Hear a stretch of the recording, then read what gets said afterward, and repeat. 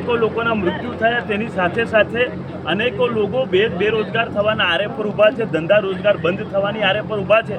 આ બધી જ પરિસ્થિતિને સુધારવા માટે અમે સરકાર પાસેથી માંગણી કરીએ છીએ કે વૈકલ્પિક માર્ગ જેવી રીતે પ્રયાગરાજ, હૈદરાબાદ અને એને અનેકો જગ્યાએ પીપા પુલ કરીને એક પુલની નવી ટેકનોલોજી પદ્ધતિ આવી છે, એ પુલ બનાવવામાં આવે અને એની ઉપરથી નાના બાઇક ને નાના વાહનો અવર જવર થઈ શકે, જેથી લોકોની રોજગારી બચી શકે। આ બધી માંગણી સાથે તેમજ આ ભ્રષ્ટ અધિકારીઓ જેને સસ્પેન્ડ કરવામાં આવ્યા છે એ લોકોને માનવવધનો ગુનો નોંધીને એ લોકોને જેલ ભેગા કરવામાં આવે।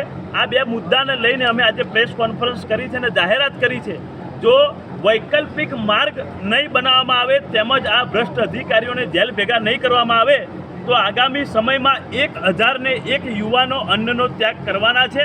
લગભગ 30થી ઉપર ગ્રામ પંચાયતોના સમર્થનના લેટરો અમારી જોડે છે, અલગ અલગ સંગઠનો, સમાજના સંગઠનોના સમર્થન અમારી જોડે છે, અલગ અલગ સામાજિક રાજકીય નેતાઓના સમર્થન અમારી જોડે છે।